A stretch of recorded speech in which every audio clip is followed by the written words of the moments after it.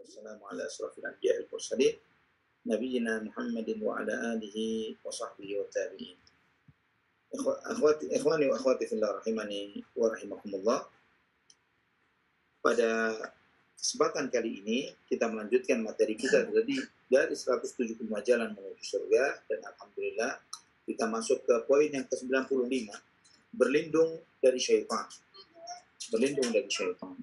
Di dalam poin ini penulis menyebutkan untuk kita dua buah hadis Nabi Shallallahu Alaihi Wasallam, yaitu yang pertama hadis yang disebutkan oleh penulis Rasulullah Shallallahu Alaihi Wasallam bersabda, "A'udzu billahil azim wa biwajhihil karim wa sultanihil qadim minasyaitonir rajim. Idza qala dzalika qala asyaitanu hufidha minni sa'iral yaum." Ya, Rasulullah SAW bersabda, "Aku berlindung kepada Allah, Zat yang Maha Agung, dengan wajahnya yang mulia dan kerajaannya yang abadi, dari setan terkutuk. Apabila seorang hamba mengucapkannya, maka setan berkata, dia akan terjaga dari gangguanku sepanjang hari." Hadis ini diriwayatkan Imam Abu Daud dan disahihkan oleh Syekh Al-Albani. Ini dalam Sahih Sunan Abu Daud. Kemudian hadis yang berikutnya, Rasulullah SAW bersabda, "Man qala idza kharaja min baitihi bismillah tawakkaltu 'ala Allah la haula wa la quwwata illa billah, yuqalu lahu hina idzin hudita wa kufita wa wuqita fatanaha lahu asyayatin fayaqulu lahu syaitanun akhar kaifa laka birajulin qad hudiya wa kufiya wa wuqiya." Barang siapa yang ketika keluar dari rumahnya mengucapkan dengan menyebut nama Allah, "Aku bertawakal kepada Allah, tidak ada daya dan kekuatan melainkan hanya dengan pertolongan Allah," niscaya ketika itu akan dikatakan kepadanya, "Kamu pasti akan diberikan kecukupan, perlindungan, dan petunjuk." Setan pun akan menjauh darinya, seraya berkata kepada setan lainnya, "Bagaimana mungkin kamu sanggup mengganggu seseorang yang telah diberi petunjuk, kecukupan, dan perlindungan?" Hadis ini riwayat Abu Daud dan dihasankan oleh Al-Allamah Ibnu Baz dalam kitab Tuhfatul Ashyaf. Ikhwani wa akhwati fillah rahimani wa rahimakumullah. Hadis pertama yang disampaikan oleh penulis kepada kita tentang berlindung diri dari syaitan. Hadis ini dari sahabat Abdullah ibn Amr radhiyallahu anhu. Dari sahabat Abdullah ibn Amr. Dan doa ini, "A'udzu billahil azim wa biwajhihil karim wa sultanihil qadim minasyaitonir rajim." Doa ini dibaca oleh Nabi kita Muhammad sallallahu alaihi wasallam sebagaimana dalam Sunan Abu Daud dan yang lainnya, yaitu beliau sallallahu alaihi wasallam membaca doa ini ketika hendak masuk masjid. Ketika hendak masuk masjid. Ini di antara doa yang diucapkan ketika masuk masjid. Kana idza dakhala al-masjid. Ketika Nabi SAW memasuki masjid, beliau SAW membaca, "A'udzu billahil azim wa biwajhihil karim wa sultanihil qadim minasyaitonir rajim."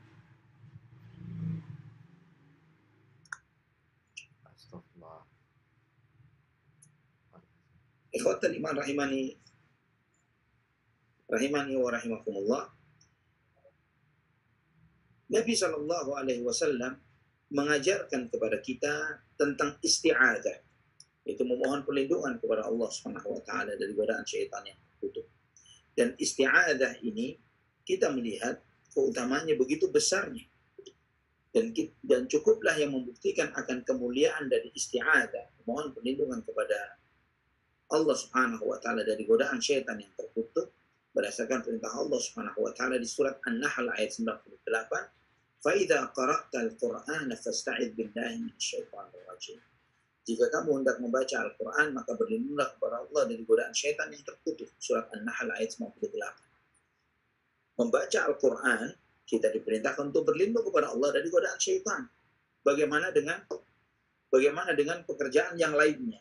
Ya, bagaimana dengan pekerjaan yang lainnya? Maka jelas memohon perlindungan kepada Allah Subhanahu wa taala dari godaan syaitan ini sesuatu yang kewajiban yang mutlak, yang harus. Ikhwatal iman rahimani wa rahimakumullah. Nabi sallallahu alaihi wasallam mengajarkan dalam doa ini,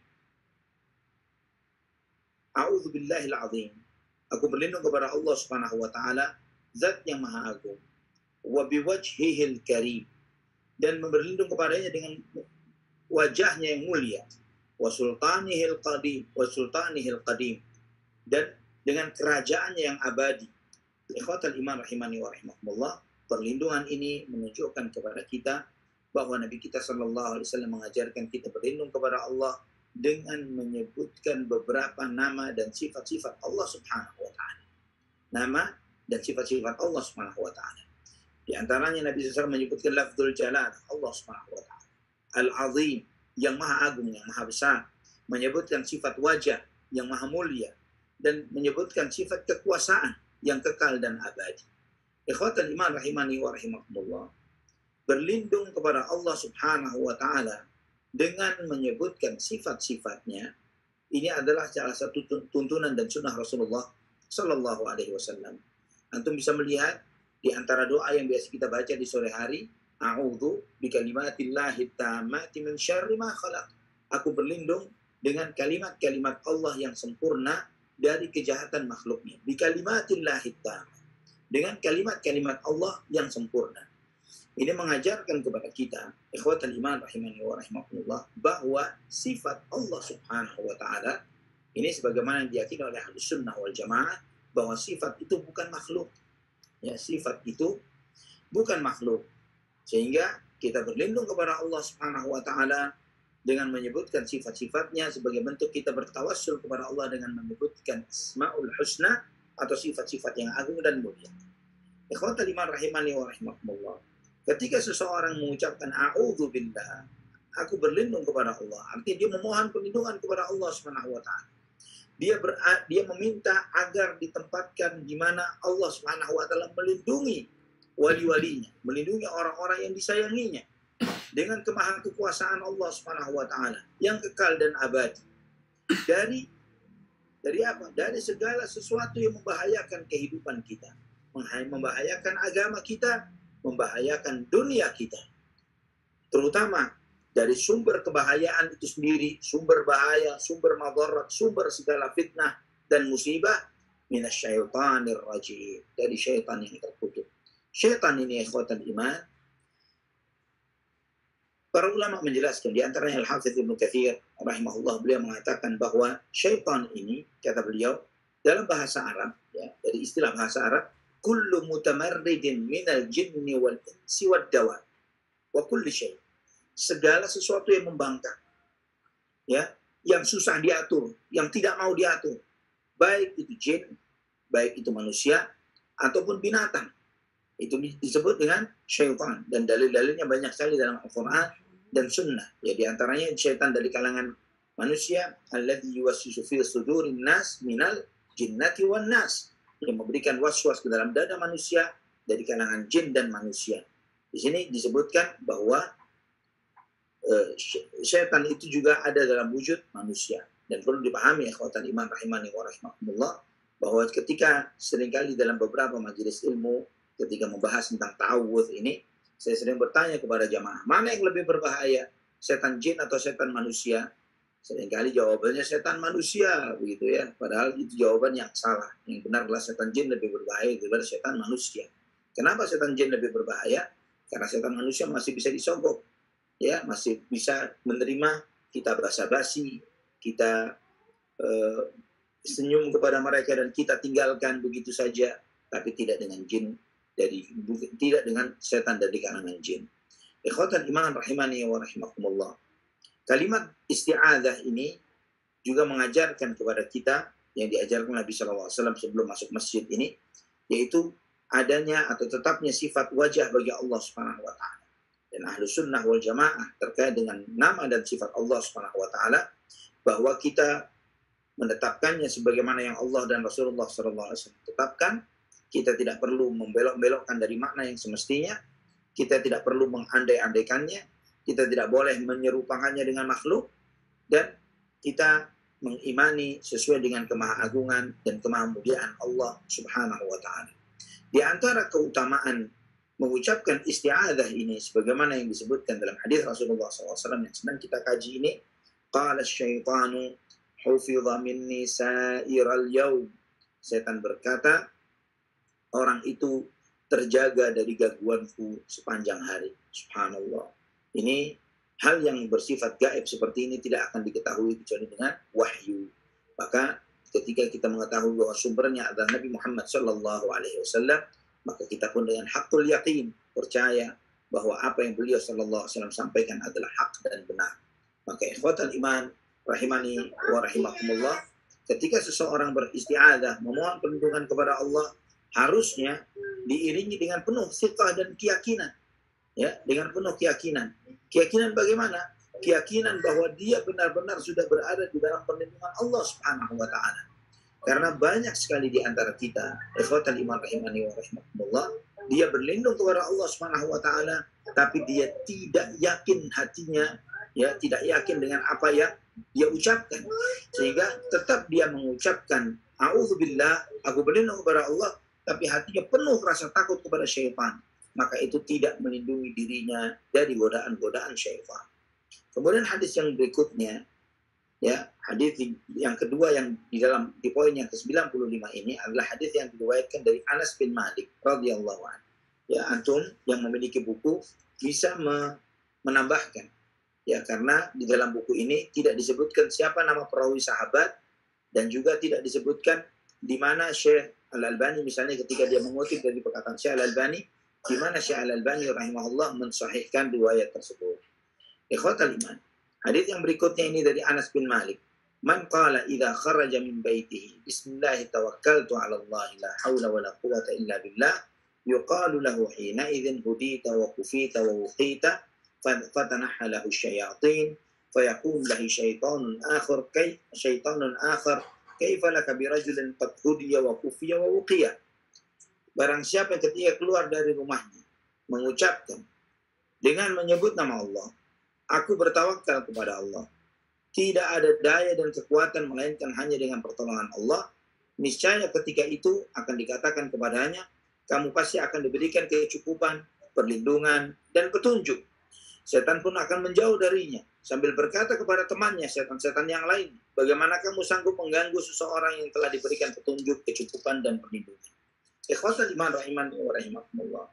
Setiap sabda Nabi SAW yang mengajarkan kepada kita, barang siapa yang mengucapkan ini, mengucapkan itu, membaca ini, membaca itu, dan sebagainya, otomatis setiap apa yang beliau SAW sampaikan kepada kita adalah bukan sekedar ucapan lisan, tapi tidak dengan hati. Karena tidak akan ada nilainya setiap ucapan itu ketika tidak diiringi dengan hati. Karena setiap amal itu sangat dilihat apa yang ada di hati manusia. Seringkali kadang sebagian orang misalnya, kenapa saya sudah membaca ini, kenapa saya sudah membaca itu, tapi kenapa tidak memberikan dampak yang signifikan di dalam hidup saya, adalah karena memang dia di dalam memohon perlindungan kepada Allah misalnya, dia tidak dengan sepenuh hati, tapi dengan setengah hati. Allah al-musta'an. Termasuk juga mengucapkan kalimat ini. Berapa banyak di antara kita ketika kita keluar dari rumah kita, membaca Bismillahi tawakkaltu 'ala Allah, dengan nama Allah aku bertawakal kepada Allah, namun apakah benar dia bertawakal kepada Allah? Apakah benar dia menyerahkan dirinya kepada Allah Subhanahu wa taala? Karena tawakal ini, ikhwatal iman rahimani wa rahimakumullah, yaitu ketika hati ini selalu terpaut kepada Allah. Ini pertama. Dan kemudian anggota tubuh ikhtiar untuk mencari, itu tawakal. Tawakal itu tidak akan putus dari ikhtiar. Dan tawakal itu bukan berarti ikhtiar tanpa berpasrah kepada Allah Subhanahu wa taala. Dua hal ini harus ada. Yaitu hati yang selalu terpaut kepada Allah Subhanahu wa taala, anggota tubuh yang selalu sibuk di dalam berikhtiar dan mencari ridhanya Allah Subhanahu wa taala. Ikhwatal iman rahimani wa rahimakumullah. Hadis ini Nabi SAW mengajarkan kepada kita seseorang ketika hendak keluar rumah. Nah, seringkali di dalam beberapa kajian juga, kajian-kajian yang bersifat offline, Anda bertanya kepada sebagian ikhwan, kapan semestinya kita bertawakal kepada Allah? Kapan semestinya kita bertawakal kepada Allah? Apakah kita bertawakal kepada Allah sebelum ikhtiar, ketika sedang ikhtiar, atau ketika sudah ikhtiar? Ya, sebelum beramal, ketika sedang beramal, atau sesudah beramal, kapan tawakalnya? Nah, seringkali Mereka beranggapan bahwa berbuatlah kemudian tawakallah. Ya, berbuat dan kemudian tawakallah. Sebagian orang beranggapan seperti itu. Jadi tawakalnya itu sesudah ikhtiar. Itu asumsi sebagian orang. Dan hadis ini mengajarkan kepada kita bahwa ketika kita hendak keluar rumah, menunjukkan bahwa sebelum berikhtiar, baru ingin keluar rumah, ya, Nabi SAW sudah mengajarkan kepadanya, Bismillahirrahmanirrahim.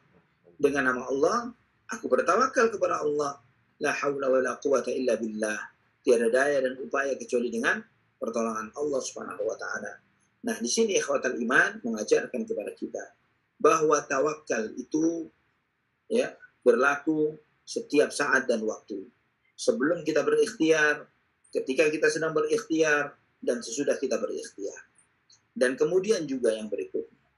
Seseorang yang beribadah kepada Allah, terutama dengan zikir, maka pada hakikatnya dia di bawah perlindungan Allah Subhanahu wa taala.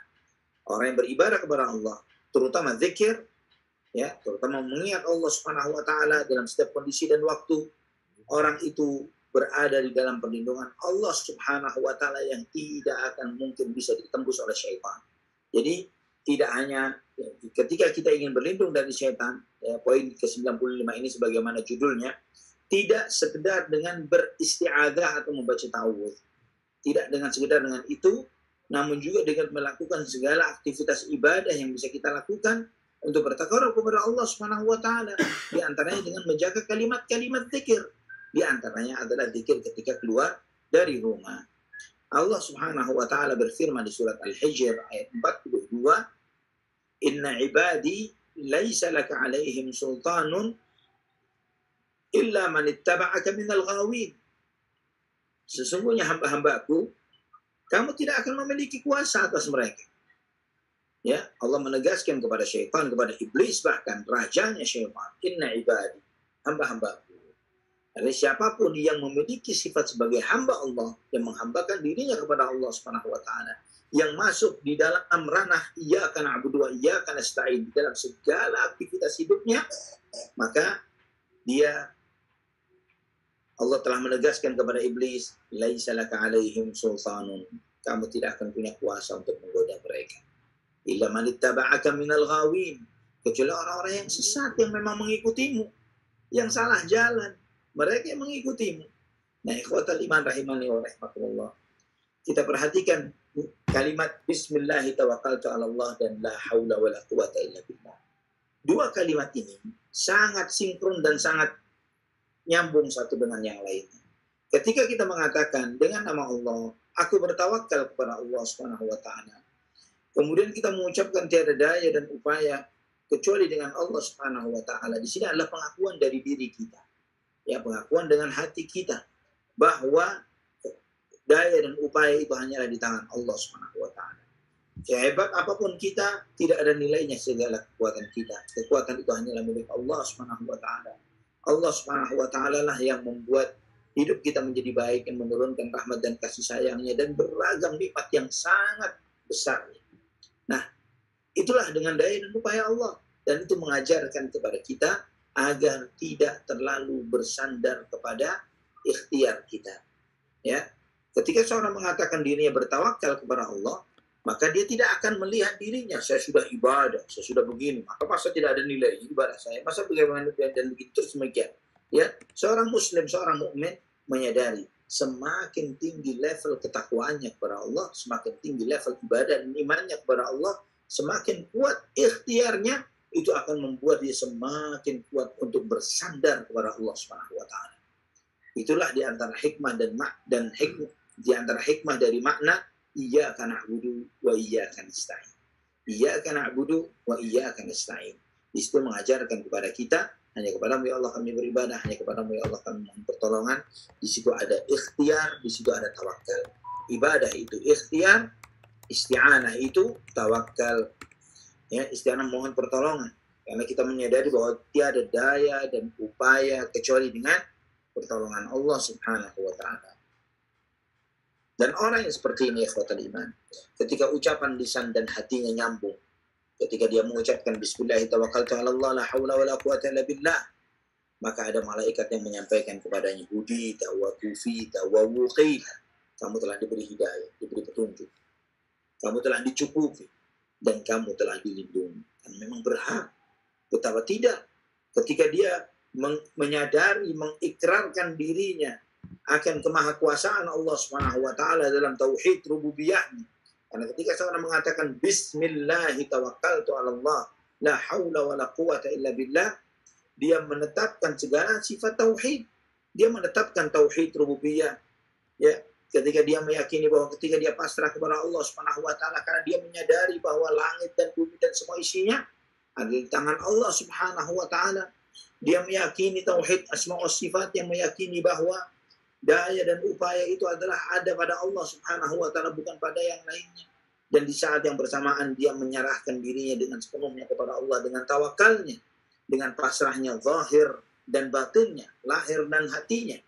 Ya, hati dan anggota tubuhnya semuanya tunduk kepada Allah Subhanahu wa taala dan menyadari tiada daya dan upaya kecuali dengan pertolongan Allah Subhanahu wa taala. Maka tidak ada orang yang diberikan hidayah seperti orang yang seperti ini, menyadari akan hakikat tauhid dan menyadari akan konsekuensi tauhid, yaitu ibadah, yaitu tawakal kepada Allah Subhanahu wa taala. Dan adalah hak bagi mereka yang bertawakal untuk dicukupi oleh Allah. Wa may yatawakkal 'ala Allahi fa huwa hasbuhu. Ya, wa kufita, kamu telah dicukupi. Barang siapa yang bertawakal kepada Allah, maka Allah lah yang akan mencukupinya. Wa wuqita, dan kamu diberi perlindungan oleh Allah Subhanahu wa taala. Karena seseorang yang sudah menyerahkan dirinya dalam perlindungan Allah Subhanahu wa taala, maka berhak baginya untuk selalu dijaga oleh Allah. Dan jika seseorang berada di dalam penjagaan Allah Subhanahu wa taala, bagaimana syaitan bisa mendekat? Mendekat pun tidak akan bisa, apalagi mau menggoda. Ya, itulah kenapa Nabi SAW menyampaikan fantanah lahu syayatin. Syaitan pun lari pergi meninggalkannya. Dan kemudian syaitan yang lainnya pun sampai mengatakan, kaifa laka bi rajulin qad hudiya wa kufiya wa wuqiya. Bagaimana kamu menghadapi seseorang yang telah diberi hidayah, dicukupi, dan diberi perlindungan?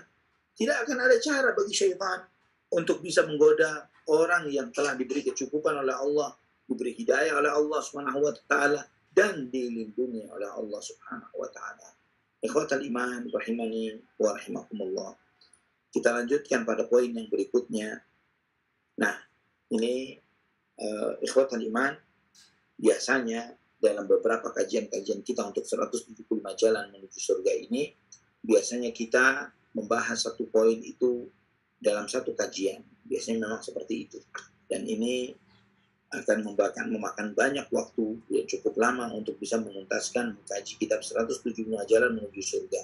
Maka dalam hal ini, Ana mulai mencoba memberikan kajian penjelasan berupa ta'liq, ya, catatan-catatan terkait dengan hadis yang disampaikan oleh penulis, ya, beberapa faedah yang bisa kita petik dan tidak mensyarahnya lebih panjang, ya, sebagaimana kebiasaan para ulama ahlul hadis, tapi mencukupkan dengan menyebutkan beberapa faedah manfaat yang bisa kita ambil dari materi, dari poin yang sedang kita bahas. Pada kesempatan berikutnya ini, di poin yang ke-96 tentang keutamaan doa. Rasulullah SAW bersabda, laisa syai'un akrama 'ala Allah subhanahu minad du'a. Tidak ada sesuatu pun yang lebih mulia bagi Allah Subhanahu wa taala daripada doa. Ya, hadis ini disebutkan oleh penulis di catatan kaki nomor 212, hadis riwayat Ibnu Majah dan dihasankan oleh Syekh Al-Albani. Kita melihat ikhwatal iman. Pertama, hadis ini dari sahabat Abu Hurairah radhiyallahu anhu. Ya, sebagaimana tadi Anda singgung bahwa di buku terjemahan yang antum pegang, Allah alam ana tidak tahu buku bahasa Arabnya, tapi di buku terjemahannya tidak mencantumkan nama perawi sahabatnya. Nah, jika antum memegang buku, memegang catatan, antum bisa tambahkan. Ya, hadis ini dari Abu Hurairah radhiyallahu anhu. Dan kemudian tambahan catatan yang bisa antum tambahkan adalah di dalam catatan kaki penulis menyebutkan hadis riwayat Ibnu Majah dan dihasankan oleh Syekh Al-Albani. Tapi tidak disebutkan di mana. Syekh Al-Albani menyebutkan hadis ini dengan derajat yang hasan. Nah, ini ada setelah Anda cari informasinya, ada di dalam kitab Sahih Al-Adabul Mufrad. Ya, Sahih Al-Adabul Mufrad. Ya, Sahih Al-Adabul Mufrad ini kitab karya Imam Bukhari rahimahullah tentang adab dan akhlak. Ya, di sana Syekh Al-Albani termasuk yang mentakhrijnya dan mengklasifikasikan kitab itu dari yang sahih dengan yang dibandingkan dengan yang dhaif. Ikhwatan iman rahimani wa rahimakumullah. Di dalam poin ini, penulis menyampaikan kepada kita sebuah hadis Nabi SAW dengan derajat yang hasan, ya, yaitu laisa syai'un akrama 'ala Allah subhanahu minad du'a. Tidak ada sesuatu pun yang lebih mulia bagi Allah Subhanahu wa taala daripada doa. Karena memang ikhwatal iman rahimani wa rahimakumullah, kita menyadari bahwa doa ini adalah ibadah. Inti ibadah adalah doa. Mohon, minta, berharap, takut kepada Allah Subhanahu wa taala. Dan semakin seringnya seorang hamba berdoa meminta kepada Allah, membuktikan akan benarnya cintanya kepada Allah Subhanahu wa taala. Karena hatinya begitu terpaut kepada Allah Subhanahu wa taala. Dan juga ibadah doa ini adalah bentuk ubudiyah, ya, penghambaan diri seorang hamba kepada Rabbnya, kepada ilahnya, kepada Allah Subhanahu wa taala. Oleh karena itulah ikhwatal iman rahimani wa rahimakumullah, begitu banyak sekali ayat-ayat Al-Quran maupun hadis-hadis Nabi Sallallahu Alaihi Wasallam yang menjelaskan akan kemuliaan dan keutamaan doa. Di antaranya adalah firman Allah Subhanahu wa taala di surat Al-Baqarah ayat 186. Wa idza sa'alaka 'ibadi 'anni fa inni qarib ujibu da'watad da'i idza da'an falyastajibu li wal yu'minu bi la'allahum yarshudun. Dan jika hambaku bertanya kepadamu tentang aku, maka sesungguhnya aku dekat. Aku mengabulkan permintaan orang yang meminta, dan kala dia meminta kepada aku, maka hendaklah mereka menyambut seruanku. Hendaklah mereka beriman kepadaku agar mereka mendapatkan petunjuk. Nah, di sini ikhwatal iman rahimani wa rahimakumullah, Allah Subhanahu wa taala mengajarkan kepada kita banyak pelajaran dari surat Al-Baqarah ayat 186 ini. Yang pertama, Allah Subhanahu wa taala menjadikan Nabi kita Muhammad sallallahu alaihi wasallam sebagai perantara di dalam menyampaikan wahyu, perantara di dalam menyampaikan risalah. Namun kita melihat dalam konteks doa, ketika memohon kepada Allah Subhanahu wa taala, Allah Subhanahu wa taala tidak menjadikan fungsi Nabi Muhammad sallallahu alaihi wasallam sebagai perantara di dalam hal itu. Tahunya dari mana? Allah Subhanahu wa taala langsung menjawab, fa inni qarib, aku dekat. Di skip Nabi Muhammadnya SAW, Allah langsung menjawab kepada kita semuanya, fa inni qarib, aku dekat. Beda dengan hal-hal lain yang ditanya oleh umat Muhammad SAW kepada Rasulullah SAW.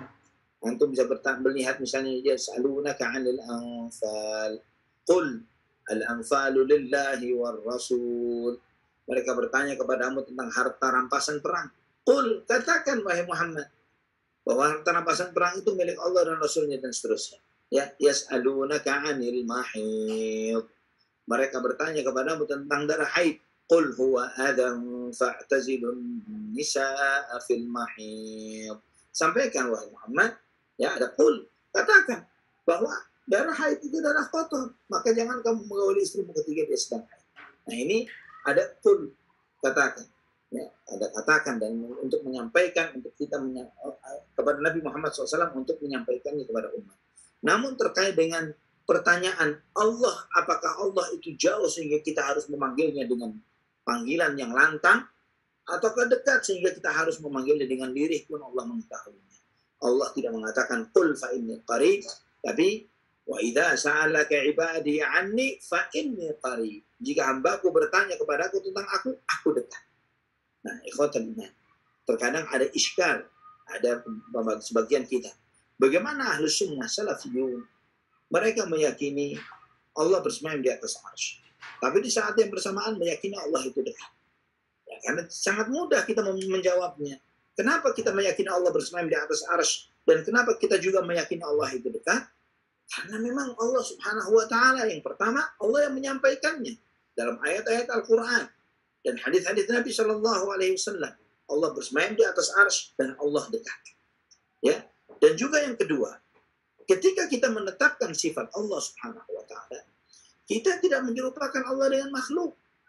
Ya, ketika ana sekarang saat ini misalnya berada di Bandung, kebetulan sedang di Bandung saat ini, ketika ana sedang di Bandung saat ini, ana tidak dekat dengan Jakarta. Ana jauh dari Jakarta. Setidaknya terpaut kurang lebih 2-3 jam dari Jakarta. Tidak dekat. Nah, berbeda dengan Allah Subhanahu wa taala, karena Allah Subhanahu wa taala laisa kamitslihi syai'. Tidak ada sesuatu pun yang serupa dengan Allah Subhanahu wa taala. Wa lam yakul lahu kufuwan ahad. Tidak ada sesuatu pun yang sekufu, yang setara dengan Allah. Bersemayamnya Allah Subhanahu wa taala di atas arsy tidak menafikan dekatnya Allah Subhanahu wa taala dengan kita. Beda dengan posisi ana dan antum, beda dengan makhluk. Nah, sebagian orang karena menyerupakan Allah Subhanahu wa taala dengan makhluknya, maka karena itulah dia menolak sebagian sifat-sifat Allah. Dia menetapkan Allah dekat, ya. Tapi di saat yang bersamaan dia menafikan Allah bersemayam di atas arsy. Tidak dengan kita. Ayat-ayat Allah kita terima semuanya karena kita mengimaninya dan menetapkannya sebagaimana yang diimani dan ditetapkan oleh Nabi SAW dan para sahabatnya, dan kita tidak menyerupakannya dengan makhluk. Uniknya lagi ya ikhwatal iman, uniknya lagi, yaitu mereka menyadari ayat ini bahwa sesungguhnya Allah dekat. Tapi betapa banyak dari mereka yang ketika berdoa menggunakan perantara. Padahal ketika menjadikan perantara di dalam doa, ya perantara entah itu orang soleh, wali dan siapapun dia, kita bertanya kepada mereka, sejauh apa Allah Subhanahu wa taala dengan kita sehingga kita pakai perantara? Mana lebih dekat sang wali yang kita minta atau yang antum minta dari selain Allah Subhanahu wa taala dengan Allah Subhanahu wa taala kepada kita? Ya, Allah pasti lebih dekat kepada kita ketimbang wali itu kepada kita. Kenapa jika demikian Allah Subhanahu wa taala ketika seseorang beribadah kepadanya pakai perantara? Subhanallah. Nah, ikhwatal iman, sebagaimana di hadis yang kita bahas ini, tidak ada sesuatu apapun yang lebih mulia bagi Allah Subhanahu wa taala daripada doa. Ini menunjukkan kemuliaan yang dahsyat dalam ibadah doa ini. Bahkan Nabi SAW memberikan janji sebagaimana dalam riwayat At-Tirmidzi, ya, yang dihasankan Syekh Al-Albani rahimahullah, man sarrahu an yastajib Allah lahu 'inda syada'id wal kurabi falyukthir ad-du'a sirraha.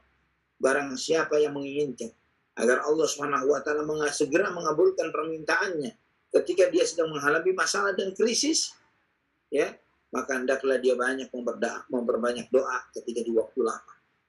Ya, Nabi SAW mengajarkan kepada kita untuk banyak berdoa kepada Allah Subhanahu wa taala di saat kita senggang, di saat kita sedang tidak menghadapi masalah apapun. Ikhwatul iman rahimani wa rahimakumullah. Doa ini ibadah para nabi, ibadah para wali dan lain sebagainya. Ya, doa ini bentuk realisasi penghambaan seorang hamba kepada Allah Subhanahu wa taala. Ya, bagaimana dia menghambakan dirinya kepada Allah Subhanahu wa taala dengan sepenuhnya. Bahwa dia adalah hamba Allah Subhanahu wa taala dengan sepenuhnya. Ibadah itu gabungan antara ikhtiar dan tawakal. Bahkan kata Imam Ibnu Qayyim rahimahullah di dalam kitab Ad-Da'u wad-Dawa, beliau menyampaikan bahwa semua ikhtiar manusia, apapun itu bentuknya, mungkin sukses, mungkin gagal. Ya, semua ikhtiar antum, ikhtiar kita semuanya. Bisa jadi sukses, bisa jadi gagal. Tapi tidak dengan doa. Doa itu pasti sukses. Doa itu pasti berhasil. Karena Nabi SAW telah menegaskan, dan juga ini disebutkan oleh Imam Ibnu Qayyim dalam kitab Ad-Da'u wad-Dawa, bahwa Allah Subhanahu wa taala di dalam mengabulkan doa hambanya, di antaranya adalah yang pertama segera mengabulkan. Kedua mengabulkannya tapi menunda. Entah itu ditunda, diberikan tetap di dunia tapi selang beberapa saat dan waktu dari apa yang dia minta, atau menundanya sampai di akhirat dengan yang jauh lebih bernilai dan berharga. Dan kemudian yang ketiga adalah dengan menjauhkan takdir buruk yang dikhawatirkan untuk dijumpai oleh orang tersebut. Ya, kita tidak pernah tahu. Na'udzubillah, tsumma na'udzubillah, tsumma na'udzubillah. Takdir buruk apa yang sedang menanti kita. Kita tidak pernah tahu akan hal itu. Namun ketika seorang banyak berdoa meminta bergantung kepada Allah Subhanahu wa taala, dia selalu dalam perlindungan Allah. Hudita wa kufita wa uqid. Kamu telah diberi hidayah, kamu telah dicukupi, dan kamu telah dilindungi. Maka dengan semangat ini ketika dia terus beribadah kepada Allah Subhanahu wa taala, maka Allah Subhanahu wa taala senantiasa menjaga dirinya dan mengabulkannya. Dan kemudian di antara keberkahan doa itu yaitu dia dijauhkan dari musibah yang bakal menyapa dirinya. Di antaranya ada seorang penyair yang menyatakan, la tas'alanna bunayya adama hajatan wasalil ladzi abwabuhu la tuftahu Allahu yaghdabu in tarakta su'alahu wa bunay Adam hina yus'alu yaghdabu. Ya, janganlah pernah meminta kepada anak Adam terkait dengan suatu hajat dan kebutuhanmu. Ya, mintalah kepada Allah Subhanahu wa taala yang pintunya tidak pernah tertutup. Allah murka ketika engkau tidak meminta kepadanya.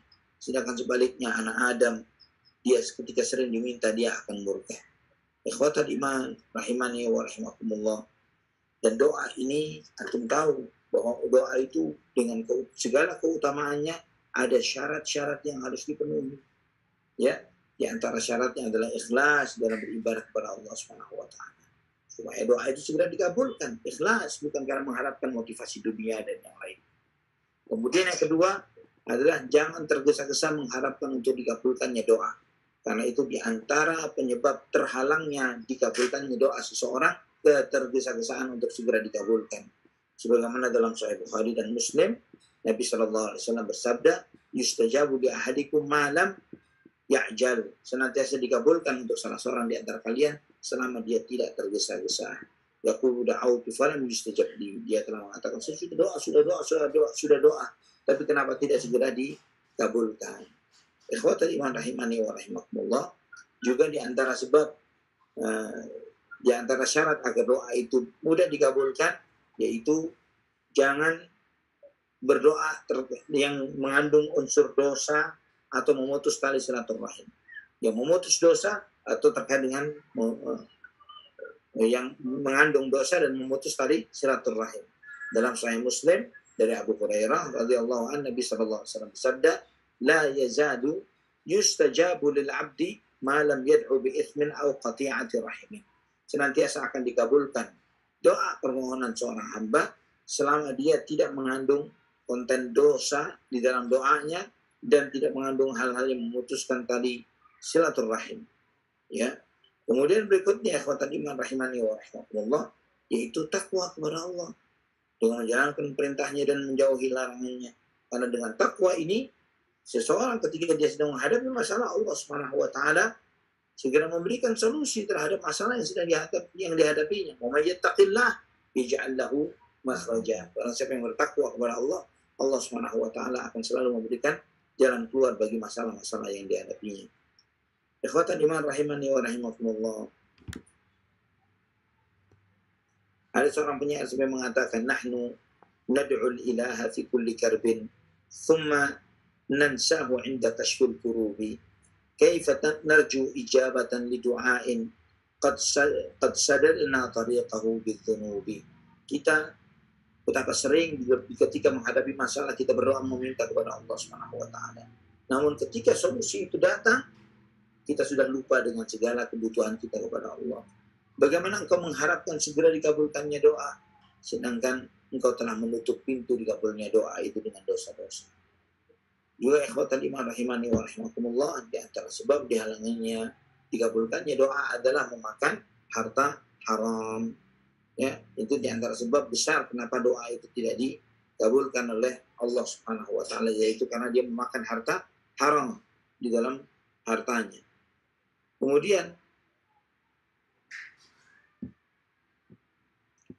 di antara sebab suatu umat atau suatu masyarakat banyak di antara mereka yang berdoa dan tidak segera dikabulkan adalah karena masyarakat atau umat tersebut tidak membiasakan untuk menjalankan perintah Allah dan mengajak kepada menjalankan perintah tersebut atau memperingatkan dari hal-hal buruk yang biasa kita kenal dengan istilah amar ma'ruf nahi munkar. Mengajak kepada hal yang baik, mencegah dari hal yang munkar. Karena dua hal ini, ikhwatan iman rahimani wa rahimakumullah, ketika hilang dari satu masyarakat, sudah semakin berkurang yang mengajak kepada kebajikan dan mencegah dari kemunkaran, maka Allah akan angkat istijabatul doa itu. Allah akan angkat sehingga seseorang tidak bisa berdoa dan dikabulkan doanya. Nabi SAW bersabda dalam hadis yang diriwayatkan oleh At-Tirmidzi di dalam sunannya dari hadis Hudzaifah bin Yaman, ya, dan Tirmidzi mengatakan hasanun sahih. Ya, Nabi Shallallahu Alaihi Wasallam bersabda di dalam hadis yang disampaikan ini, ikhwatal iman, walladzi nafsi biyadihi la ta'murunna bil ma'ruf wa la tanhawunna 'anil munkar aw la yushikanna Allahu an yab'atsa 'alaikum hitaban minhu thumma tad'unahu fala yustajabu lakum. Demi Allah yang jiwaku berada di tangannya, hendaklah kalian senantiasa mengajak kepada hal yang baik dan mencegah dari hal yang munkar. Jika tidak, nanti Allah Subhanahu wa taala akan menurunkan kepada kalian hukumannya dari Allah Subhanahu wa taala. Dan kemudian di saat hukuman itu terjadi, kamu minta kepada Allah Subhanahu wa taala dan tidak dikabulkan doamu oleh Allah Subhanahu wa taala. Ikhwatal iman rahimani wa rahimakumullah. Banyak sekali di antara pada doa, namun poin-poin ini insya Allah banyak memberikan maslahat dan manfaat bagi kita semuanya. Yang kemudian yang berikutnya, yang ke-97, sebuah doa yang agung yang diucapkan setelah bangun dari ruku. Subhanallah. Ini di antara doa yang dahsyat yang biasa kita jalankan di dalam sholat. Ya, yang semestinya seorang muslim dan mukmin ketika dia tahu akan keutamaan doa ini, dia berusaha untuk menghafalkannya dan mengamalkannya di dalam kehidupan sehari-hari supaya tidak luput darinya keutamaan hebat. Keutamaan apa itu? An Rifa'at bin Rafi' az-Zuraqi qala kunna yawman nusalli wara'a an-nabiy sallallahu alaihi wasallam falamma rafa'a ra'sahu min ar-rak'ati qala sami'a Allahu liman hamidah rajulun wara'ahu falamma rafa'a ra'sahu min ar-rak'ati qala sami'a Allahu liman hamidah qala rajulun wara'ahu rabbana walakal hamdu hamdan katsiran tayyiban mubarakan fi. Ya, falamma insarafa qala manil mutakallim qala ana qala laqad ra'aitu bid'atan wa thalathina malakan yabtadiruna ayyuhum yaktubuna awal. Subhanallah. Ini di antara keutamaan hadis ini dari Rifa' bin Rafi' az-Zuraqi radhiyallahu anhu, dia mengatakan pada suatu hari kami salat di belakang Nabi sallallahu alaihi wasallam. Ketika beliau mengangkat kepalanya dari rukuk i'tidal, Allah liman hamidah, maka beliau mendengar ya seseorang mengucapkan Rabbana walakal hamdu hamdan katsiran tayyiban mubarakan fi. Ya, wahai Rabb kami, dan hanya kepada-Mu lah segala puji, pujian yang banyak, baik dan penuh keberkahan di dalamnya. Ya, ucapan Rabbana walakal hamdu hamdan katsiran tayyiban mubarakan fi. Ya Allah, segala puji bagimu dengan pujian yang banyak, ya, yang baik, yang penuh keberkahan di dalamnya. Maka selesai salat Nabi SAW bertanya, siapa orang yang mengucapkan doa tadi? Siapa yang membaca doa ini? Ada salah seorang menjawab, saya ya Rasulullah. Maka Nabi SAW bersabda, ya, sesungguhnya aku melihat 37 malaikat berlomba-lomba untuk mencatatnya. Siapa di antara mereka yang lebih dahulu mencatatnya? Subhanallah. Ya, ini menunjukkan keutamaan doa berdiri dari ruku ini. Jika ibadah yang sifatnya parsial yang seperti ini saja, yang sebagian besar bagi kita kurang memperhatikan posisi tersebut, i'tidal atau duduk di antara dua sujud, dan Nabi SAW menyampaikan keutamaan pahala ini, maka bagaimana dengan utuhnya ibadah tersebut? Bagaimana ketika dilakukan dengan sempurna di masjid dan beragam kebajikan yang disebutkan oleh Nabi SAW. Ikhwatal iman rahimani wa rahimakumullah. Kata penulis setelah menyantumkan hadis ini sahih dalam Sahih Bukhari, kita sering dapatkan sebagian para imam cepat-cepat melakukan sujud sehingga mereka dan orang-orang yang sholat di belakang mereka tidak mendapatkan keutamaan yang agung ini. Ya, ini ada sebagian imam sallallahu alaihi wasallam Allahu akbar, ya, dengan begitu cepatnya. Nah, di sini kita melihat ikhwatan iman beberapa faedah ilmu dari hadis ini. Ya, beberapa faedah ilmu dari hadis ini, yaitu bahwa Nabi Shallallahu Alaihi Wasallam ketika mengucapkan Sami Allahu liman hamidah, imam mengucapkan Sami Allahu liman hamidah, apakah kita semestinya juga mengucapkan Sami Allahu liman hamidah atau cukup dengan Rabbana walakal hamd? Ini faedah pertama yang perlu dipahami. Karena sebagian kita ketika imam mengucapkan Sami Allah liman hamidah, kita menjawab dengan Rabbana walakal hamd dan kemudian diam. Ya, Rabbana walakal hamd. Kemudian imamnya dengan begitu saja bergegas, Allahu Akbar. Padahal antum tahu, kita semua menyadari ketika imam mengucapkan takbiratul ihram Allahu Akbar, apakah kita menjawab dengan kalimat yang lainnya atau mengucapkan Allahu Akbar juga? Allahu Akbar juga. Ketika imam Allahu Akbar untuk ruku, apakah kita membaca Allahu Akbar juga atau membaca doa yang lainnya sebagai sambutan terhadap sebagai menyambut ucapan sang imam yang mengucapkan Allahu Akbar? Jawabannya tidak. Kita tetap membaca Allahu Akbar. Ya, namun kenapa ketika imam sami Allahu liman hamidah kita tidak mengucapkan sami Allahu liman hamidah, malah mengucapkan Rabbana walakal hamd? Ya, di sini letak kesalahan. Ya, saya berani mengatakan kesalahan karena ini di antara hal yang diluruskan oleh di antara dua imam dari mazhab Syafi'i. Yang pertama adalah Imam An-Nawawi rahimahullah, dan juga yang berikutnya adalah Imam Suyuti rahimahullah. Ya, Imam Suyuti bahkan menulis sebuah risalah yang menjelaskan salahnya orang yang setelah yang waktu itidal dia hanya menyambut dengan Rabbana walakal hamd, tidak mengucapkan sami Allah. Salahnya di mana? Yang pertama, Nabi SAW memerintahkan sallu kama ra'aitumuni usolli. Salatlah kalian sebagaimana kalian melihat saya salat. Artinya Nabi SAW mengajarkan kepada kita semuanya untuk salat seperti apa yang kita lihat dari salatnya Nabi. Artinya ketika kita salat seperti apa yang kita lihat dari salatnya Nabi, ketika Nabi SAW mengucapkan sami Allah liman hamidah, seharusnya kita mengucapkan sami Allah liman hamidah juga, atau diam atau membaca yang lainnya. Jawabannya adalah seperti Nabi. Artinya apa? Mengucapkan sami Allah liman hamidah juga. Dan ketika berdiri sempurna, Rabbana walakal hamdu hamdan katsiran thayyiban mubarakan fihi. Ya, kemudian membaca doa yang diajar oleh Rasulullah SAW. Ini dalil yang pertama. Salatlah kamu seperti kamu melihat aku salat. Sallu kama ra'aitumuni usolli. Kemudian dalil yang kedua, yaitu dalil yang sebagaimana disampaikan oleh Imam An-Nawawi rahimahullah di dalam Majmu' Syarah Muhadzab. Ya, Imam Nawawi rahimahullah beliau mengatakan begini. Setiap gerakan sholat itu mengandung zikir dan ibadah. Setiap gerakan sholat. Tidak ada jeda. Tidak ada fase kosong di dalam setiap gerakan sholat. Pasti ada zikir atau doa atau ibadah di sana. Ya, maka jika seseorang mengucapkan, ketika imam mengucapkan sami Allahu liman hamidah misalnya, kemudian dia tidak mengucapkan sami Allahu liman hamidah, dia hanya mengucapkan Rabbana walakal hamd, misalnya dia mengucapkan seperti itu dan dia berdiri, maka di saat berdiri dia tidak baca apapun, ada fase kosong di sana, ada fase kosong yang semestinya dia baca zikir-zikir. Ya, nah ini tidak sesuai dengan semangat sholat itu sendiri yang adalah kumpulan zikir, bahkan perpindahan dari satu aktivitas, dari satu rukun ke rukun yang lainnya, itu tetap diiringi dengan zikir dan doa. Entah itu dengan takbir atau dengan tasmi' as-sami-Allah liman hamidah. Di sini ikhwatal iman, maka Syekh masyhur Hasan Salman, hafizahullah, salah seorang murid Syekh Al-Albani rahimahullah, menempatkan hal ini sebagai bagian dari kesalahan di dalam sholat. Kesalahan di dalam sholat. Syekh Al-Albani rahimahullah juga meluruskan kesalahan yang sering dilakukan ini di dalam kitab sifat sholat Nabi. Nah, ikhwatal iman rahimani wa rahimahullah.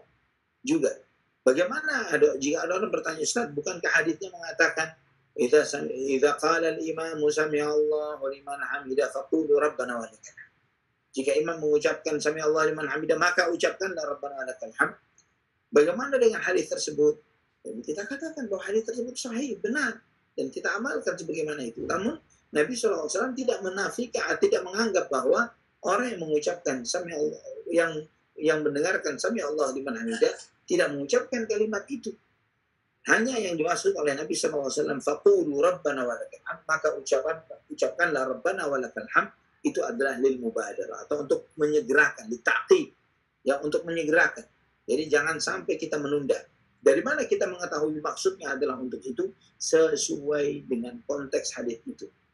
Ya, karena hadis yang disebutkan faqulu rabbana walakal hamd ini, karena Nabi SAW menyampaikan di awal hadisnya, innama ju'ilal imamu liyutamma bihi, bahwa imam itu dijadikan untuk dicontoh dan diikuti. Itu konteks hadisnya. Fa idza kabbara fakabbiru wa la tukabbiru hatta yukabbira, fa idza raka'a farka'u wa la tarka'u hatta yarka'a, dan seterusnya. Ketika imam mengucapkan takbir, maka bertakbirlah sebagaimana dia mengucapkan takbir. Ketika imam mengucapkan ketika ruku, maka rukuklah sebagaimana imam ruku. Ini menunjukkan kepada kita bahwa apa yang diperintahkan faqulu rabbana walakal hamd ini untuk lil mubadarah supaya kita tidak berlama-lama di dalam ruku, ya, sehingga kemudian terlewatlah lebih dari satu rukun di dalam sholat berjamaah kita yang dikhawatirkan dengan itu sholatnya batal. Allah musta'an wala haula wala quwwata illa billah. Kemudian Nabi SAW menyampaikan kepada kita, ya, ketika beliau terkait dengan perkataan sahabat ini yang mengucapkan Rabbana walakal hamdu hamdan katsiran thayyiban mubarakan fi, ya, ketika sahabat yang mengucapkan Rabbana walakal hamdu hamdan katsiran thayyiban mubarakan fi, ya Allah segala puji bagimu pujian yang banyak yang penuh kebaikan dan penuh keberkahan di dalam. Nah, ini Nabi SAW mengajarkan ketika sahabat mengucapkan doa ini, Nabi SAW menyampaikan, saya melihat 30 orang lebih malaikat mencatat apa yang kamu baca. Nah, ada sebagian orang berdalih dengan hadis ini menunjukkan bolehnya membuat suatu bid'ah. Ya, membuat suatu bid'ah. Dengan dalil buktinya sahabat ngarang bid'ah. Dia lupa bahwa para sahabat ini hidup di masa tasyri'. Di masa bahwa syariat itu belum sempurna. Maka di antara bentuk Allah Subhanahu wa taala menyempurnakan risalah ini, ya, menyempurnakan risalah Islam adalah dengan memberikan ilhamnya kepada sebagian para sahabat dengan doa-doa tertentu, dengan kalimat-kalimat tertentu. Ya, sebagaimana apa misalnya? Sebagaimana doa, sebagaimana kalimat-kalimat azan. Ya, kalimat-kalimat azan. Kalimat-kalimat azan yang diucapkan oleh kita di dalam sholat kita sekarang ini adalah mimpi yang dimimpikan oleh salah seorang sahabat, Abdullah bin Thabit kalau tidak salah. Ya, Abdullah bin Thabit radhiyallahu an dan Umar bin Khattab radhiyallahu an yang mimpi mendengarkan seseorang mengajarkan kepada mereka kalimat-kalimat azan. Ya, jadi sumber syariat itu di antara sumbernya adalah ilham yang Allah berikan kepada sebagian sahabat untuk bertanya kepada Nabi terkait tentang tertentu atau mengilhamkan kepada mereka untuk melakukan suatu ibadah atau zikir tertentu yang dengannya kemudian menjadi suatu ikrar. Ya, apa itu ikrar atau takrir? Yaitu apa yang disetujui oleh Nabi. Nabi SAW tidak hanya mensetujuinya di dalam konteks ini, bahkan lebih dari itu. Bahkan Nabi SAW sampai mengokohkan dan menegaskan dengan mengatakan, aku melihat 30 orang malaikat lebih berlomba-lomba untuk memperebutkan siapa di antara mereka yang pertama kali mencatat. Nah, di sini juga mengajarkan kepada kita bahwa iman, para malaikat beragam fungsi dan tugasnya. Di antara fungsi dan tugas para malaikat adalah mencatat apa yang kita ucapkan. Ya, ma yalfidhu min qawlin illa ladayhi raqibun atid.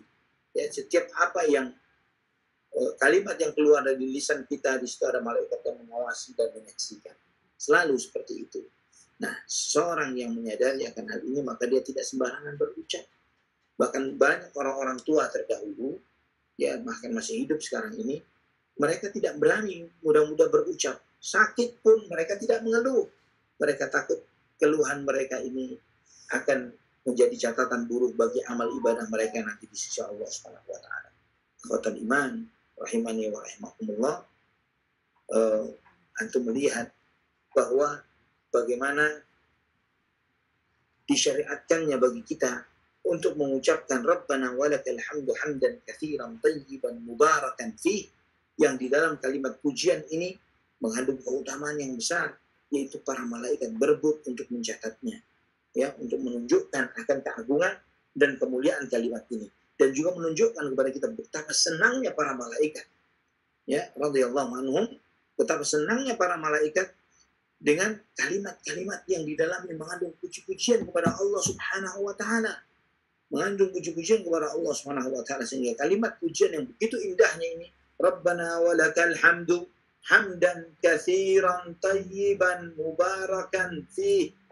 Ya Allah, segala puji bagimu dengan pujian yang banyak, yang penuh kebaikan dan penuh keberkahan di dalamnya. Kalimat ini begitu membuat semangat para malaikat dan membuat mereka berebut untuk mencatat kalimat tersebut di lembaran-lembaran mereka untuk mereka aturkan, mereka tunjukkan kepada Allah Subhanahu wa taala. Wallahu taala ala wa alam bisawab. Mungkin sampai poin ini, ada berapa poin kita ngaji pada kesempatan ini, 95, 96, 97. Mungkin jika ada yang bisa ditanyakan dari materi yang disampaikan, fadhal, silakan. Barakallahu fiik. Taufik barakallah Ustaz. Untuk pertanyaan dikirim Antum melalui kirim via WA, Abu Mina. Nah, Ustaz. Karena hafal suara antum tidak terdengar. Baik. Kirim dari Mana lihat.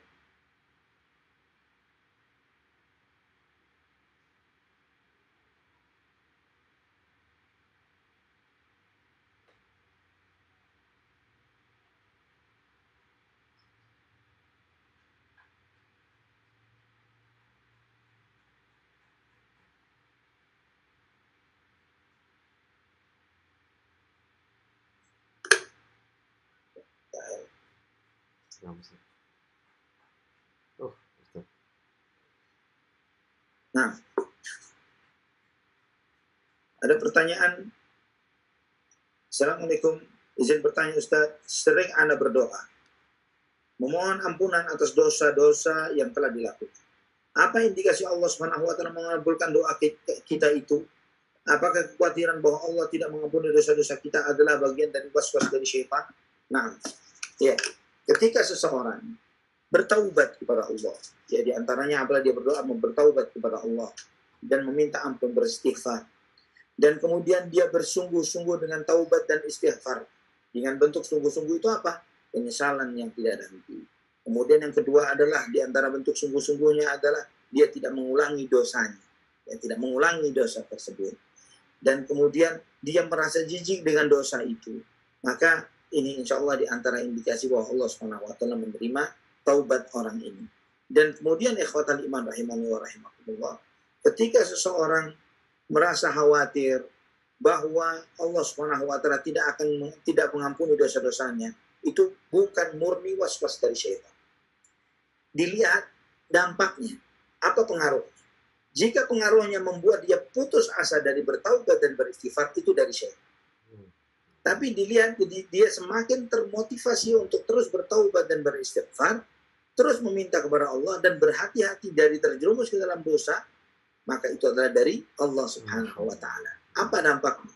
Jika dampaknya membuat dia semakin dekat kepada Allah, maka itu datangnya dari Allah Subhanahu wa taala, karena memang kita di dalam beribadah khaufan wa tama'an. Ada rasa khawatir dan berharap, ya, harap-harap cemas, berharap kepada Allah akan rahmat dan kasih sayangnya, takut akan adanya azab dari Allah Subhanahu wa taala. Beribadah dengan ada harapan dan rasa takut, itu adalah salah satu bentuk bagus dan baiknya suatu ibadah. Allah alam bisawab. Nah, Allah ibarik fi.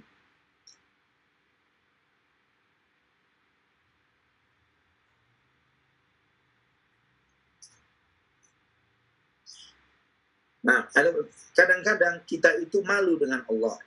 Karena dalam doa-doa tersebut kita hanya meminta dan meminta dan meminta. Padahal Allah Subhanahu wa taala sudah beri lebih dari cukup. Bagaimana dengan pemahaman yang seperti ini? Nah, ikhwatul iman rahimani wa rahimakumullah. Setiap hamba Allah menyadari dengan apa yang Allah Subhanahu wa taala berikan kepada. Setiap hamba Allah sadar bahwa nikmat Allah begitu besar. Dan seseorang yang diberi nikmat yang sangat besar oleh Allah, setidaknya dia meminta agar nikmat itu ditetapkan untuk dirinya. Ya. Dan antum melihat siapa yang memerintahkan kepada kita untuk meminta? Allah Subhanahu wa taala. Ya. Ud'uni astajib lakum. Mintalah kepada aku, berdoalah kepada aku akan kabulkan. Ya. Innal ladzina yastakbiruna an ibadati sayadkhuluna jahannam dakhili. Orang-orang yang enggan untuk meminta kepada aku, berdoa kepada aku, malah dia nanti akan kekal di dalam neraka jahanam. Nah, ini menunjukkan kepada kita bahwa Allah Subhanahu wa taala sangat suka untuk diminta. Sangat suka untuk diminta. Itulah kenapa di antara pesan Nabi sallallahu alaihi wasallam juga kepada para sahabat, di antaranya kepada Abdullah bin Abbas radhiyallahu anhu, "Idza sa'alta fas'alillah wa idza sta'anta fasta'in billah." Jika kamu meminta, mintalah kepada Allah. Jika kamu memohon pertolongan, mintalah pertolongan kepada Allah Subhanahu wa taala. Nikmat yang banyak itu malah membuat kita semakin sadar bahwa nikmat itu datangnya dari Allah. Jika kita menyadari nikmat itu semuanya datangnya dari Allah Subhanahu wa taala, maka kita tidak pernah boleh merasa puas dengan karunia Allah Subhanahu wa taala. Ada sebuah kisah menarik dan ini disampaikan oleh Nabi Shallallahu alaihi wasallam. Setelah Nabi Allah Ayyub alaihissalam disembuhkan oleh Allah. Setelah disembuhkan dari penyakitnya, dibalikan lagi kekayaannya. Sekali waktu Nabi Ayyub alaihissalam sedang mandi. Dan ketika sedang mandi, di sini sahih disebutkan oleh Syekh Al-Albani rahimahullah di dalam silsilah sahih. Ketika sedang mandi, tiba-tiba banyak belalang datang. Tapi ini bukan sembarang belalang. Tapi apa? Belalang yang terbuat dari emas. Ya, belalang yang terbuat dari emas. Dan ini kisah ini disebutkan Syekh Al-Albani dalam silsilah al-hadits as-sahih. Ya. Kemudian belalang itu berjatuhan kepada Nabi Ayyub alaihissalam. Dikumpulkan, ya, dikumpulkan Nabi Ayyub, ditaruh di istilah handuknya, istilah handuk pakaian yang dipakai oleh beliau lepas untuk mengumpulkan belalang emas ini tadi. Dan kemudian Allah Subhanahu wa taala berfirman kepada Ayyub alaihissalam, "Ya Ayyub, bukankah aku telah mencukupimu, memberi kepadamu rezeki yang banyak dan lain sebagainya?" Apa jawaban Ayyub? "Benar ya Allah, dan aku sebagai hambamu tidak pernah merasa cukup dengan karuniamu ya Allah." Ya, tidak pernah merasa cukup dengan karunia Allah Subhanahu wa taala. Ini di antara nikmat yang Allah berikan kepada hamba-hambanya yang beriman, bahwa ketika kita meminta karena kita hakul yakin dan penuh kesadaran bahwa karunia itu datangnya dari Allah. Ketika kita menyadari datangnya dari Allah dan ketergantungan penuh kita kepada Allah membuat kita terpaling dari selain Allah. Lupa dengan A, B, C, siapapun ini. Allah saja. Allah saja, Allah saja. Wallahu a'lam bishawab. Barakallahu fiik. Ustaz. Pertanyaan berikutnya, Ustaz. Antum kirim pertanyaan lagi ke anak? Nah, Ustaz. Baik. Doa-doa kita dikabulkan. Kemudian kita terlewat bersyukur. Karena kadang kita juga terlena. Karena kita merasa itu usaha dari kita. Bagaimana Ustaz? Apakah baiknya langsung kita istighfar dan bertaubat?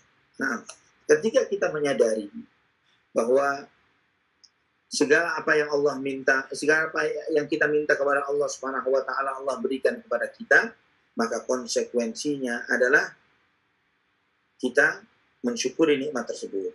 Kita melihat misalnya firman Allah Subhanahu wa taala. Ya, di surat Ibrahim ayat 34. Allah berfirman, "Wa atakum min kulli ma sa'altumu wa in ta'uddu ni'matallahi la tuhsuha innallaha ladzalumun kafar." Ya, surat Ibrahim ayat 34. Allah Subhanahu wa taala telah memberikan kepadamu segala apa yang kamu minta kepadanya. Subhanallah. Ini Allah sebutkan sebagai tambahan nikmat. Semua yang kamu mohon, semua yang kamu minta, semua yang kamu harapkan dari Allah, Allah berikan kepada. Dan kemudian Allah menambahkan setelah itu, "Wa in ta'uddu ni'matallahi la tuhsuha." Jika kamu hendak menghitung nikmat Allah, kamu tidak akan sanggup menghitungnya. Ya, kamu tidak akan mampu menghitung nikmat Allah Subhanahu wa taala. Namun kemudian Allah berfirman, "Innal insana la zalumun kafar." Sesungguhnya manusia itu sangat zalim dan sangat kufur nikmat. Ya, ini di antara sifat manusia, sangat zalim dan sangat kufur nikmat. Ini kenyataan yang terjadi dan kita sadari pada diri kita. Nah, ikhwatul iman rahimani wa rahimakumullah. Dikabulkannya doa itu bagian dari nikmat. Di luar itu semuanya begitu banyak nikmat yang Allah Subhanahu wa taala anugerahkan kepada kita. Kemudian juga di antara nikmat yang lainnya adalah Allah Subhanahu wa taala menganugerahkan iman, menganugerahkan kehendak dan keinginan untuk memohon dan berdoa. Itu tambahan nikmat. Alhamdulillah ya Allah. Berapa banyak dari kita bangun malam misalnya, bangun malam, buang air kecil, tidur lagi misalnya. Padahal di saat itu waktu yang mustajab. Nah, ketika bicara waktu yang mustajab, Anda tidak mengatakan buang air kecil, ambil air wudhu, sholat. Bukan, tidak cukup. Tidak hanya dengan seperti itu. Ketika antum menyadari bahwa itu waktu yang mustajab, Allah tunggu, Allah bertanya, adakah yang meminta maka aku akan memberi? Adakah yang bertaubat maka aku akan mengampuni? Adakah yang beristighfar maka aku akan terima istighfarnya? Maka setidaknya walaupun antum buang air kecil dan tidur lagi, ucapkan astagfirullah, terus tidur. Ucapkan astagfirullahaladzim, atau astagfirullah, tidur lagi nggak apa-apa. Ya, kalau sholat malam itu masih berat bagi sebagian kita, paling tidak, ya Allah, alhamdulillah ya Allah, bisa kebelet kencing di jam segini, ya, dibangunkan untuk bertemu waktu yang mustajab. Ini nikmat. Ya, terkadang kita mengeluh, kenapa bangun kesel, bangun kesel tengah malam, bangun untuk buang air kecil, mengganggu tidur kita. Padahal di balik itu ada nikmat besar. Kita dibangunkan di waktu yang mustajab. Setidaknya walaupun kita tidak sholat malam, astagfirullahaladzim, astagfirullahaladzim, tidur lagi setelah istighfar 1 kali, 2 kali, tidur lagi. Kita tidak tahu istighfar mana yang Allah ampuni, Allah terima. Bisa jadi malam itu yang kita bangun ketika buang air kecil, kita beristighfar, 1 istighfar, itu yang mengampuni dosa-dosa, semua dosa-dosa kita, karena kita meminta di waktu yang mustajab. Wallahu a'lam bishawab. Ada lagi? Nah, Ustaz. Masih ada pertanyaan satu lagi, Ustaz. Nah, ini kenapa suara antum tiba-tiba nggak terdengar ya? Tahu, Ustaz. Subhanallah. Subhanallah, Ustaz. Ada satu pertanyaan yang sudah anak kirim, Ustaz. Sudah tidak ada lagi? Ada satu lagi, Ustaz. Oh, baik. Masuk. Nah, doa yang makbul untuk hati yang galau. Dengan situasi seperti sekarang yang tidak menentu, pergaulan, ekonomi, negara, kondisi yang tidak kondusif. Bagaimana baiknya, Ustaz? Subhanallah. Nah, pertama, ikhwatal iman rahimani wa rahimakumullah. Ketika itu melihat kondisi ekonomi, negara, politik, carut-marutnya segala kondisi, segala sesuatu di luar kita ini, di luar kesanggupan kita untuk menanganinya, ya, untuk menanganinya. Maka dalam kondisi yang seperti ini, ikhwatal iman, yang bisa kita lakukan adalah menyelamatkan diri kita. Adalah apa? Menyelamatkan diri kita. Jangan sampai kondisi yang membuat yang repot, yang carut-marut seperti ini, ekonomi, politik, sosial, budaya, dan sebagainya, membuat kita stres sendiri memikirkan segala sesuatu ini. Karena kita tidak akan bisa dan tidak akan sanggup untuk merubah segala sesuatunya dengan diri kita sendiri. Subhanallah. Coba kita perhatikan firman Allah di surat Al-Ma'idah ayat 105. Surat Al-Ma'idah ayat 105. Allah Subhanahu wa taala berfirman, "Ya ayyuhalladzina amanu 'alaikum anfusakum la yadhurrukum man dhalla idza tadaitum ila Allahi marji'ukum jami'an fayunabbi'ukum bima kuntum ta'malun." Hai orang-orang beriman, jagalah dirimu, perhatikan dirimu sendiri. Perhatikan dirimu sendiri. Tidaklah orang-orang yang sesat itu akan memberi mudarat kepada kamu apabila kamu mendapatkan petunjuk. Jadi ketika kamu benar, semua yang sesat yang ada di muka bumi ini, jangankan Indonesia saja, seluruh muka bumi tersesat, asal dirimu benar, nggak masalah. Ya, la yadurrukum man dhalla idza tadaitum. Ketika kamu dapat hidayah, banyaknya orang tersesat tidak akan membahayakan dirimu sendiri. Ilallahi marji'ukum jami'a. Hanya kepada Allah lah kalian semuanya. Semua bakal balik kepada Allah. Semuanya bakal balik kepada Allah. Fayunabbi'ukum bima kuntum ta'malun. Maka Allah akan memberitahukan kepada kalian apa yang kalian kerjakan. Nah, ketika kita bertafakkur memikirkan ayat ini, kita menyadari bahwa ketika kita dalam kondisi yang galau yang luar biasa, ya, kita menghadapi beragam macam fitnah yang seperti ini. Apa yang bisa kita lakukan? Kita perbaiki diri kita. Kita selamatkan diri kita sebelum kita berupaya untuk menyelamatkan orang-orang lain yang kita cintai. Selamatkan diri kita dengan apa? Jangan sampai kita terkena orang yang menjadi orang yang galau, yang berlarut-larut dalam kegalauan. Galau itu manusiawi, tapi jangan sampai berlarut-larut di dalam hal itu. Dengan cara apa?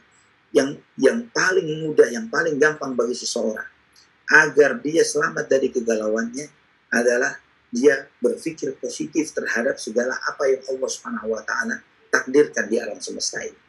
Ya, dia memiliki positive thinking terhadap Allah Subhanahu wa taala atau husnul dzan, berbaik sangka kepada Allah Subhanahu wa taala. Ada takdir, ada hikmah besar. Ya, kenapa Allah Subhanahu wa taala mentakdirkan misalnya pemimpin dunia ini rata-rata orang kafir, bukan orang beriman. Kenapa orang-orang super kaya itu adalah orang-orang yang tidak beriman? Apa hikmah besar di balik itu? Ya, berbaik sangka kepada Allah Subhanahu wa taala. Kenapa maksiat itu begitu dominan dan kuatnya?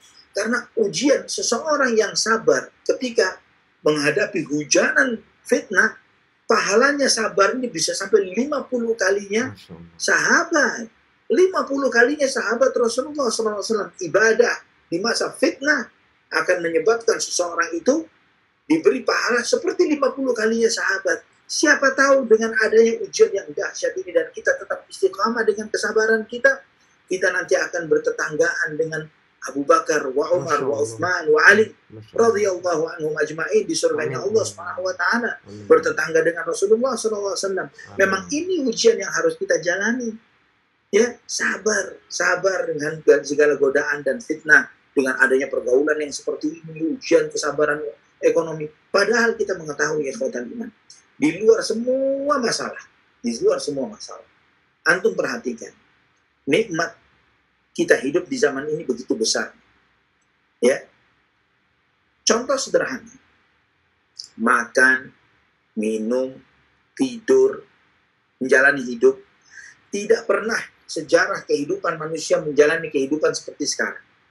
Ya, antum bisa bayangkan misalnya ketika teknologi perbankan ini kan termasuk hal baru. Ya, Qarun, di zaman Qarun, zaman Fir'aun. Qarun itu kunci hartanya dipikul oleh banyak orang. Kunci hartanya. Banyak orang untuk memikul kunci gudangnya. Sedangkan kita cukup pegang kartu saja. Gesek sana, gesek sini. Ya, untuk transaksi ini dan itu. Tempat tidur yang kita tiduri saat ini, apalagi kamar kita misalnya pakai AC, ini sudah jauh lebih mewah daripada kamarnya Fir'aun, lebih mewah dari kamarnya Namrud, ya, Qarun, dan yang lainnya. Kalau mereka melihat, enak banget ente tidur di kamar ente pakai AC gitu ya, itu mereka bakal iri sama kita. Qarun bakal iri sama kita. Fir'aun bakal iri dengan kita. Ya, nikmat yang besar. Antum mau jalan-jalan kemana sekarang? Jangankan keliling komplek ya, keliling kota dengan kota, keliling dunia pun terbang. Gitu ya. Dan komunikasi kita bisa kajian walaupun anak di Bandung atau di mana, ini di mana, kita bisa kaji bareng. Dan teknologi layanan kehidupan yang seperti sekarang tidak pernah dialami oleh semua manusia yang hidup sebelum kita. Ini nikmat. Di samping semua ujian-ujian besar, tapi kita sedang berada di puncak kenikmatan kehidupan sebagai manusia. Sebagai hamba Allah Subhanahu wa taala, sebagai makhluk ciptaannya. Yang dari nikmat-nikmat ini begitu banyaknya yang seharusnya kita syukuri. Nah, subhanallah, dalam segala aspek, ketika antum ingin jadi orang benar, mau berdakwah, dulu kalau mau berdakwah, ya, kalau dia tidak memang duduk di pesantren atau memang diustadkan oleh satu masyarakat tertentu, maka dia tidak akan bisa berdakwah walaupun ilmunya banyak. Ya, sekarang antum tinggal pencet ngisi kajian, atau tidak mampu ngisi kajian, share informasi bermanfaat kepada siapa yang kita kenal. Men-share informasi bermanfaat itu sudah berdakwah, dan kita tidak pernah tahu ya dari hal-hal remeh yang kita lakukan ini ternyata itulah memberikan pahala yang besar yang kita dapatkan. Padahal dari hal-hal sederhana, dari nikmat-nikmat besar yang Allah berikan kepada kita sekarang. Allah a'lam bishawab. Masya Allah, Ustaz. Pertanyaan terakhir, Ustaz. Allah, silakan.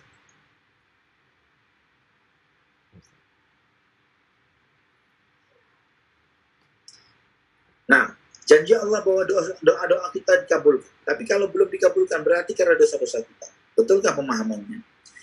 Harus banyak istighfar. Semua dalam jaminan Allah dengan istighfar. Mohon Allah ibarik. Nah, ada memang Allah Subhanahu wa taala selalu menjanjikan kepada kita bahwa doa itu pasti dikabulkan. Namun ingat ya ikhwatal iman, ada beberapa kondisi yang menyebabkan doa itu tidak dikabulkan. Ya. Beberapa kondisi yang menyebabkan doa tidak dikabulkan. Karena berlangsungnya ya, misalnya doa itu pasti dikabulkan, kecuali jika ada penghalangnya.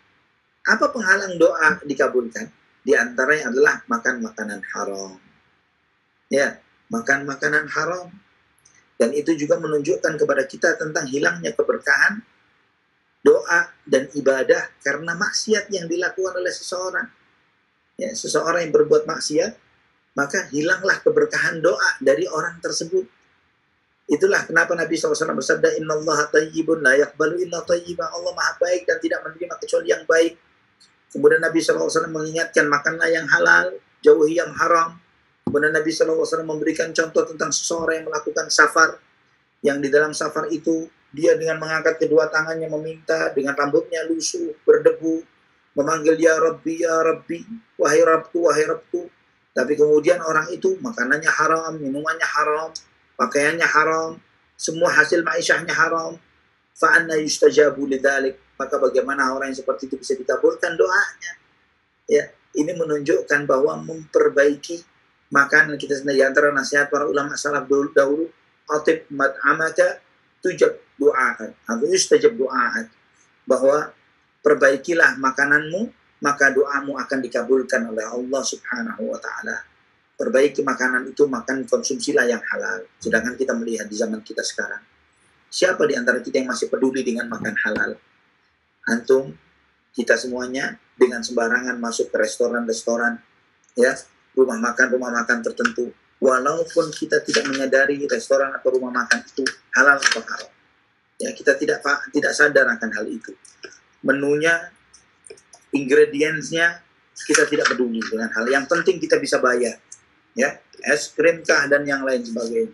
Kita tidak lagi nanya, ini sudah dapat sertifikat halal atau tidak. Ini dari sisi zatnya. Kemudian dari kedua adalah dari sisi penghasilannya, sumbernya. Dari mana kita mendapatkan makanan dan minuman kita.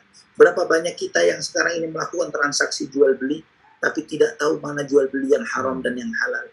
Ya, kita kemudian misalnya menjadi reseller, misalnya contoh, reseller suatu barang, tapi tidak pernah mendapatkan izin dari pemilik barang misalnya, sehingga kita masuk ke dalam larangan menjual barang yang bukan milik kita. Nabi SAW melarang, la tabi' ma laysa indak. Ini sekedar contoh saja bahwa orang yang berbisnis, jual beli, dia harus tahu hukum-hukumnya, mana transaksi-transaksi halal, mana transaksi-transaksi haram. Itulah kenapa Umar bin Khattab sampai memberikan pengumuman, la yabi' fi suqina hadza illa man tafaqqah. Ya, tidak boleh bertransaksi di pasar kami ini kecuali orang yang mengerti ilmu transaksi jual beli. Karena barang siapa yang tidak mengerti transaksi hukum jual beli yang benar, dia akan terjerumus ke dalam riba, apakah dia mau atau dia tidak mau. Sengaja atau tidak sengaja, dia pasti terjerumus ke dalam riba. Allahul musta'an wa la haula wa la quwwata illa billah. Nah, Ustaz. Khalas, Ustaz. Nah, Khalas, Ustaz. Alhamdulillah. Alhamdulillah. Baik, ikhwatal iman rahimani wa rahimakumullah. Alhamdulillah pada kesempatan ini kita bisa membahas beberapa poin dari buku ini. Yang biasanya di satu kajian kita satu poin, ini kita bisa membahas beberapa poin, dan insya Allah pada kajian-kajian kita yang berikutnya dengan mekanisme yang hampir serupa, dan atau mungkin anak akan upayakan untuk lebih ringkas lagi di dalam memberikan catatan dan ta'liq dan syarahnya, supaya setiap hadis kita setidaknya mendapatkan beberapa faedah, ya, misalnya siapa nama perawi hadisnya, sahabatnya, kemudian apa faedah hadis yang terkandung dari hadis-hadis yang disampaikan, ya, manfaat amal apa yang bisa kita petik, kita ambil dari hadis-hadis tersebut, dan manfaat tazkiyatun nafs apa, ya, kesucian jiwa yang bisa kita peroleh dari setiap hadis yang kita kaji dari buku 105 Jalan Menuju Surga. Semoga dengan mekanisme itu insya Allah membuat kajian ini bisa lebih singkat, lebih ringkas, dan semoga kita bisa cepat menyelesaikannya, dan kemudian insya Allah bisa ganti ke buku yang baru misalnya. Wallahu a'lam bishawab. Semoga apa yang kita pelajari pada kesempatan hari ini bermanfaat bagi kita semuanya. Afwan jika ada beberapa kendala, ya, karena anak tidak lagi di rumah, lagi safar. Tapi alhamdulillah kita bisa jalani kajian ini dengan baik. Semoga apa yang kita pelajari bermanfaat bagi kita semuanya. Amin, amin. Aqulu qouli hadza, subhanakallahumma wa bihamdik, asyhadu an la ilaha illa anta astaghfiruka wa atubu ilaik. Wassalamualaikum warahmatullahi wabarakatuh. Waalaikumsalam.